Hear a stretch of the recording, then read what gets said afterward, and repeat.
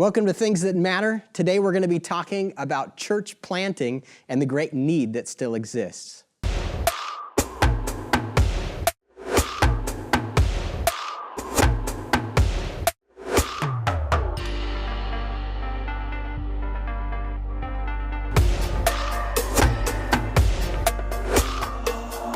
Welcome to Things That Matter. It's great to be with you, whether you're tuning in on the audio podcast or you're watching on Pastor Brian's YouTube or Facebook account.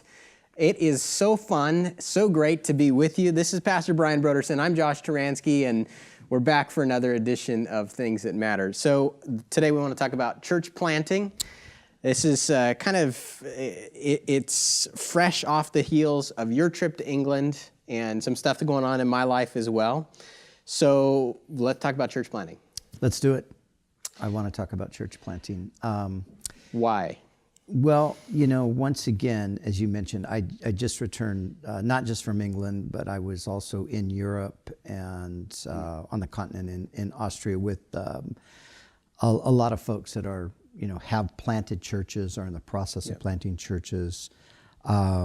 I was back in Scotland there with some young guys, they're planting churches. We did an outreach there. And then I was in New York City with my son-in-law and some others who are planting or hoping to plant churches. So anyway, I came back just with a fresh vision, passion, kind of just stirred up, for church planting. And then, of course, right before I left to go on this big adventure, you shared with me that you feel like the Lord's, calling you to take a step and to head out and to plant a church. And although, that's a little bit disappointing because we have so much fun doing this and that's not going to happen anymore. But of course, I'm super excited for you and really excited about the possibility of church planting for you in the city of Baltimore, which is a great historic city in this nation that apparently needs a lot more of the gospel. So I'm excited. I want to talk about a few things that are more kind of encouragement, for people to get out there. But before I do that, why don't you talk a little bit about how this has all happened? Yeah, I'd love to. Well, I've just sat under your ministry for 6 years, so how could I not have a vision for church planting? I mean, you're a lot of your application in your sermons and just how you kind of express the joy of experiencing God in your life has been in seasons of church planting and then helping other guys church plant. Yeah. And so that vision has been contagious, and so.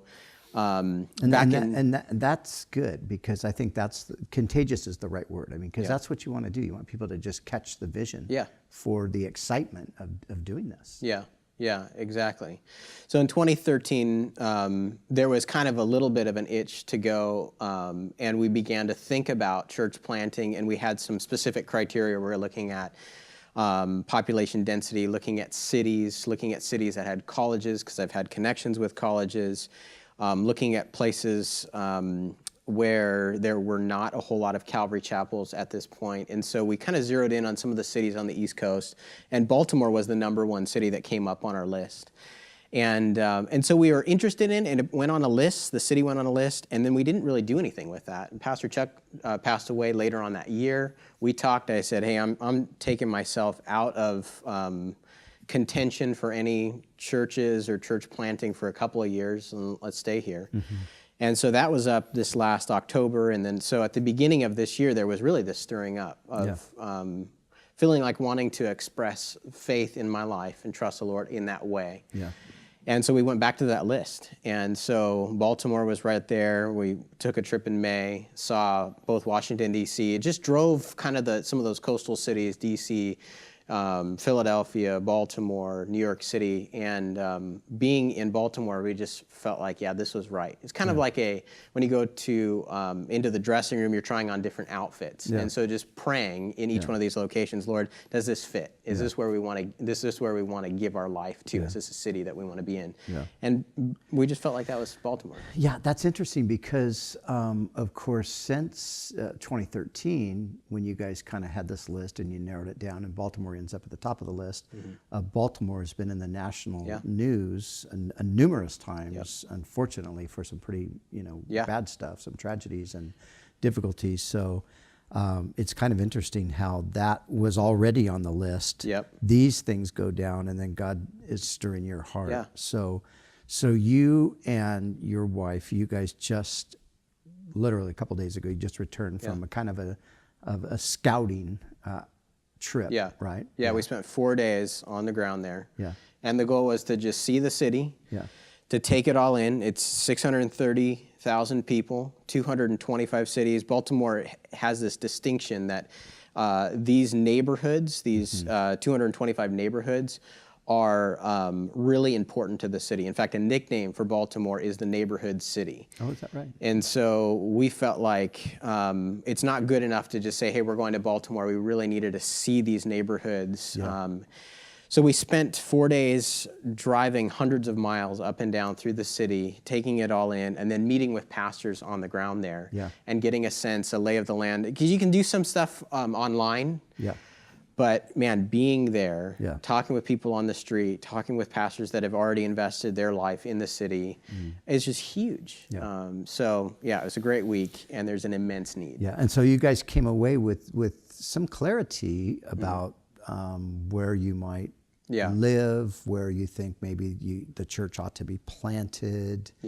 And you're looking in the next maybe 6 months period to kind of just get fully engaged there. We do feel called to a specific location in the city. At the same time, the city's wide open for ministry. And so, the plan is November, December, move out there, get settled, and then begin to see what relational doors open up. And so, by the end of last week, we could see it. We felt like we could see this whole thing, from the beginning stages into like a corporate gathering on Sundays and beyond. And my passion for church planting really goes back to when I first engaged in mission activity, and we went into Eastern Europe. And we had the amazing privilege of leading a bunch of young people to Christ right on the streets of a couple of Eastern European cities. And right then it hit me that, okay, we've only done part of the job. We've led these kids to Christ, but if we do not follow up, if we don't disciple them, then we really would have dropped the ball. And it just became clear to me in that instant that we've got to plant a church. Because, these kids were rough kids. They were kids off the street. There was no church in the community that was going to open their doors to them without them having to make a lot of external changes, the way their appearance and everything. So that's what we did. We planted a church, and back then it wasn't like kind of a craze, like a church planting craze. It was just a necessity. Like, man, this is what you got to do, and we did, and that was kind of the beginning of literally hundreds of church plants that would ultimately come along over the past 25 years. But there's two things that have been strong on my heart in that regard. Number one, when Jesus gave what we commonly call the Great Commission, go make disciples of all the nations, he was, even though he didn't clarify it, he was obviously talking about planting churches. And we know he was talking about that because that's what the apostles did. They didn't simply go evangelize and then, just lead some people to Christ and say, okay, we'll see you later. They led people to faith, and then they established churches so those people could grow in their faith. And that's really, I think, the ultimate fulfillment of the Great Commission. And it's been, for me, I've said this many times over the years, why can't we have a good, solid, Jesus-loving, Bible teaching and preaching, gospel honoring church in every city, town, and village in the world? I think that's what Jesus had in mind. So I'm excited. I'm super excited for you. I'm excited for the prospects in Baltimore, and I can't wait to see what the Lord does. So being in England and then going around Europe, you're saying you guys have been there and doing stuff for 25 years. Yeah.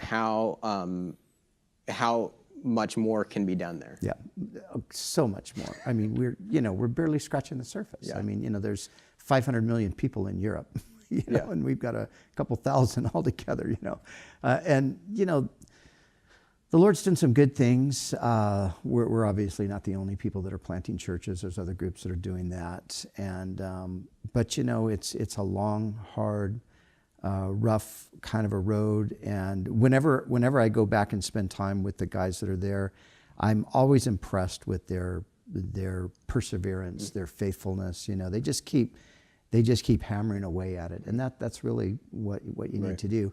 But then I'm reminded of how many places there's still a massive need, and there's still opportunities. Right. So anyway, I come back with a real kind of just a stirring in my spirit that, man, we just need more guys to rise up and to take seriously the call to go and to make disciples and to be,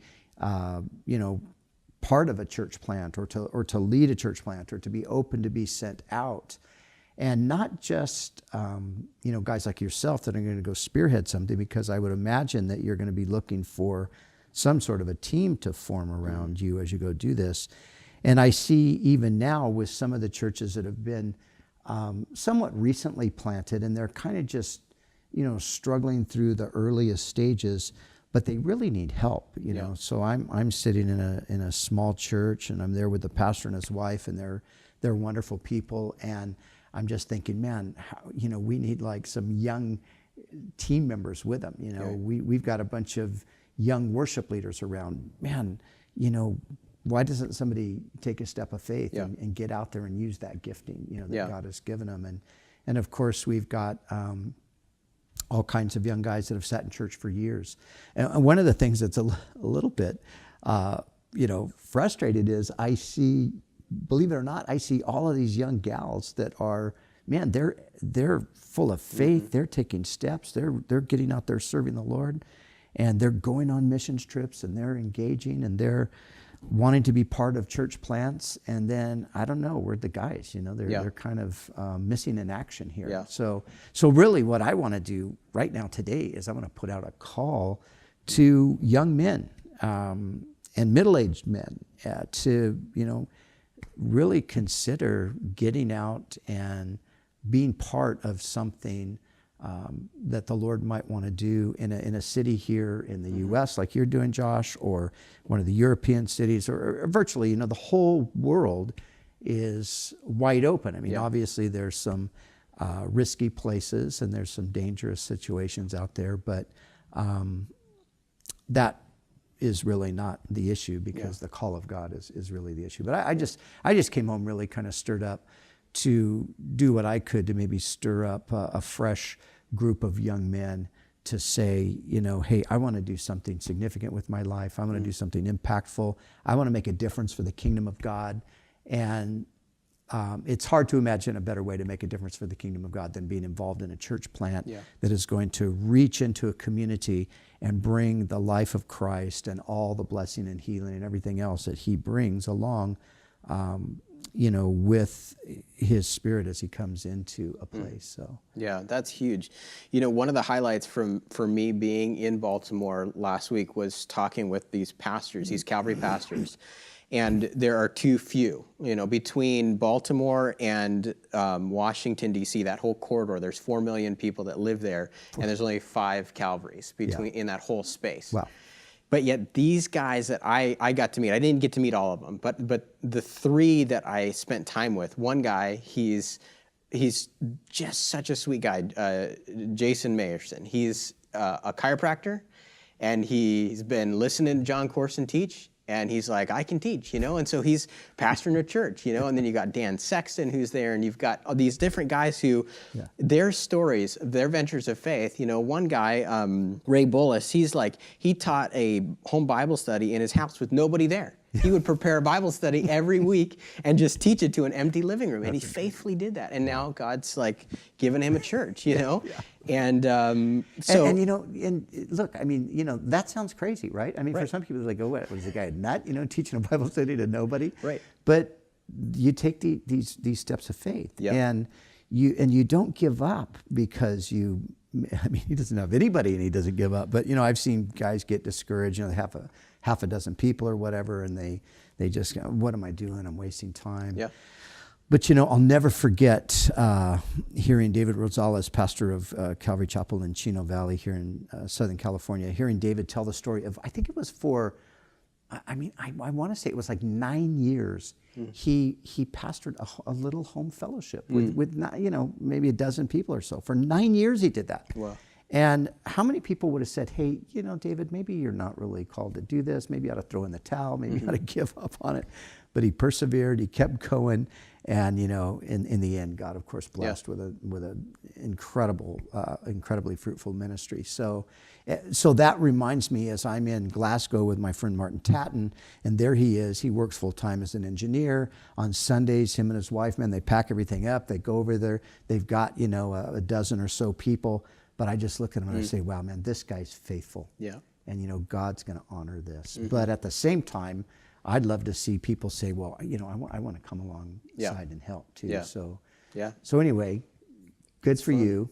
God bless you. It's going to be awesome. Yeah. And, you know, you're kind of irreplaceable, but, you know, the Lord will provide somebody else. But I'm excited to see what's going to happen in Baltimore. As I mentioned a moment ago, I was just recently with my friend Mike Doyle in New York City. He's a couple years back, he planted the movement there in New York City Meets, right in Union Square Ballroom there.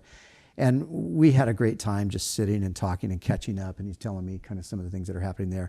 My son-in-law, of course, is in New York with the ultimate goal of church planting and just talking about the prospects of all of that. You know, man, I love it. So, so guys,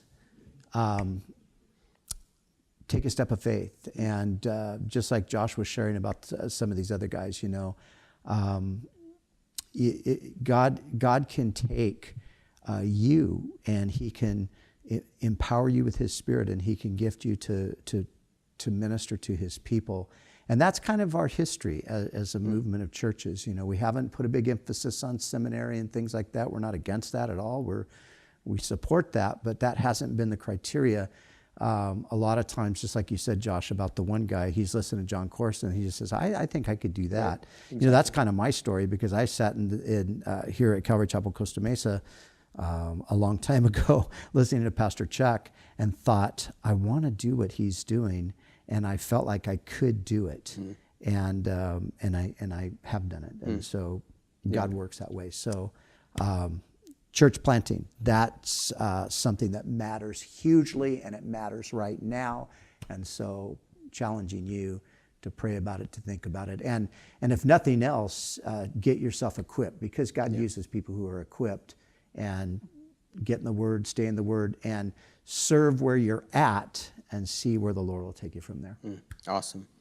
Thanks again for tuning in to Things That Matter. It's great to be with you. Share these episodes with your friends through Facebook, if you're watching on Facebook or YouTube. And again, there is the audio podcast. Just open up your favorite podcasting app and search for Things That Matter. It will pop up right there, and that's another great way to listen in, tune in each and every week. If you want to ask questions, just add a comment to wherever you're watching this, and we will read it and try to respond. God bless you.